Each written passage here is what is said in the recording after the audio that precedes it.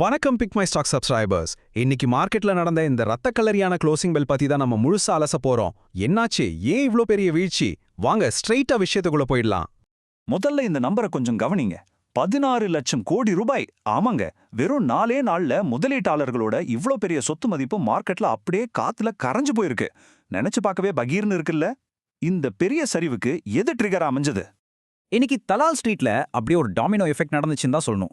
Sensex சுமார் 1.92% சரிஞ்சு 74,559ல settle ஆயிருக்கு.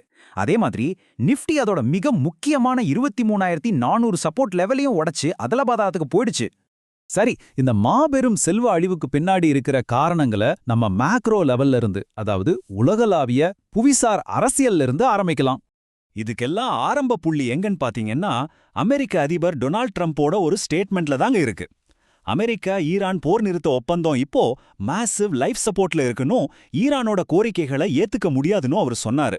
இந்த ஒரு நியூஸ் குளோபல் மார்க்கெட்ல இருந்த ரிஸ்க் எடுக்கிற மனநிலையே மொத்தமா காலி பண்ணிடுச்சு.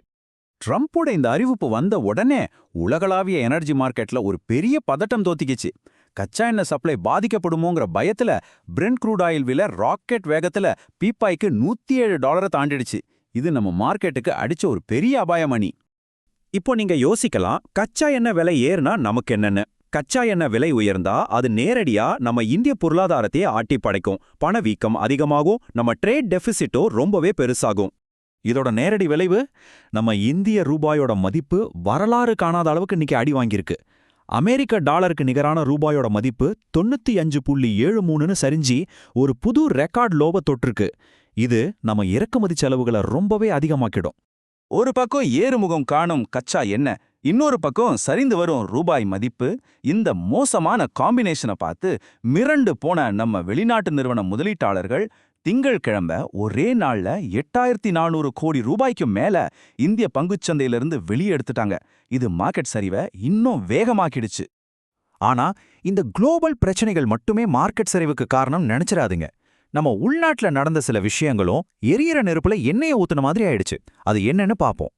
பிரதமர் மோடி அவர்கள் மக்கள்கிட்ட ஒரு முக்கியமான வேண்டுகோள் வச்சார். அதாவது எனர்ஜி பயன்பாட்டை குறைக்கணும், வெளிநாட்டு பயணங்களை தவிர்க்கணும், முக்கியமா தங்கம் வாங்குறத குறைக்கணும்னு வலியுறுத்தினார். இது ஒரு நல்ல சிக்கன நடவடிக்கை தான் என்றாலும், பொருளாதாரத்துல ஏதோ பெரிய பிரச்சனை வரப்போகுதோ, அரசாங்கம் எதுவும் கடுமையான முடிவுகள் எடுக்க போகுதோன்ற பயத்தை இன்வெஸ்டர்ஸ் மத்தியில உடனே உருவாக்கிடுச்சு.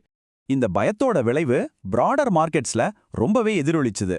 முதலீட்டாளர்கள் பதற்றத்துல ரிஸ்க் அதிகமா இருக்கிற மிட் கேப், ஸ்மால் கேப் பங்குகளை அவசரமா விற்க ஆரம்பிச்சிட்டாங்க. இதனால மிட் கேப் 2.54%, ஸ்மால் கேப் 3.17% சரிஞ்சிடுச்சு. மார்க்கெட் முழுக்கவே ஒரு பேனிக் செல்லிங்க இன்னைக்கு நம்மால பார்க்க முடிஞ்சது.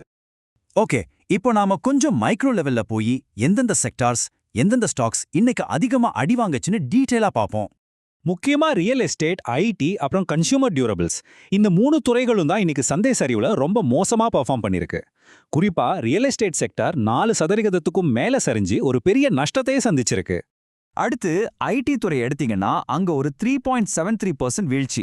இதுக்கு நம்ம உள்நாட்டு காரணங்கள் ஒரு பக்கம் இருந்தாலும் ஏஐ, அதாவது ஆர்டிஃபிஷியல் இன்டெலிஜென்ஸ் மூலமா வரக்கூடிய ஆபத்துகள் தான் முக்கிய காரணம். குறிப்பா ஓப்பன் ஏஐயோட என்டர்பிரைஸ் யூசேஜ் அதிகமானதுனால நம்ம பாரம்பரிய ஐடி கம்பெனிகளோட பிசினஸ் பாதிக்கப்படுமோங்கிற பயம் இன்வெஸ்டர்ஸ் ஐடி பங்குகளை விற்க தூண்டியிருக்கு.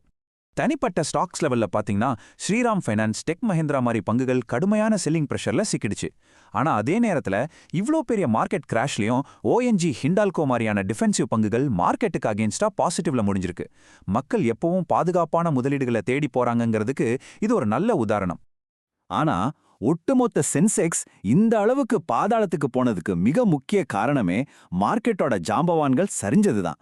HDFC bank, Reliance, ICICI bank, Infosys, அப்புறம் LNT, இந்த 5 பெரிய கம்பெனிகள்ல நடந்த மாபெரும் செல்லிங் தான் சென்செக்ஸை பிடிச்சி கீழே இழுத்துடுச்சு. சரி, நடந்து முடிஞ்சதெல்லாம் இருக்கட்டும். இனி மார்க்கெட்ல என்னதான் நடக்கும்? முக்கியமா இருக்கிற எல்லா டெக்னிக்கல் சப்போர்ட் லெவல்களும் பிரேக் ஆயிடுச்சு. அது மட்டும் இல்லாம வீக்லி எக்ஸ்பைரி வாலட்டாலிட்டியும் வெயிட் பண்ணிட்டு இருக்கு.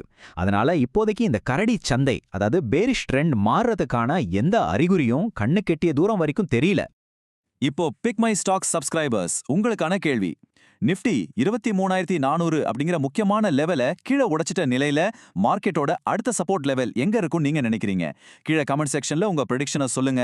அப்படியே இந்த மார்க்கெட் புயல்ல நீங்க உங்க போர்ட்ஃபோலியோவை எப்படி மேனேஜ் பண்றீங்கங்கிறதையும் ஷேர் பண்ணுங்க. வீடியோவா முடிக்கிறதுக்கு முன்னாடி ஒரு முக்கியமான குறிப்பு. இந்த அனாலிசிஸ் முழுசாவே தகவல் மற்றும் கல்வி நோக்கங்களுக்காக மட்டும்தான் தரப்பட்டிருக்கு. நாங்க செபில பதிவு செய்யப்பட்ட நிதி ஆலோசகர்கள் கிடையாது. அதனால பங்குச் சந்தையில எந்த ஒரு முதலீட்டு முடிவுகளை எடுக்கிறதுக்கு முன்னாடியும் கண்டிப்பா உங்களோட நிதி ஆலோசகரை கலந்து ஆலோசிச்சுக்கோங்க. மீண்டும் அடுத்த அப்டேட்டில் சந்திப்போம்.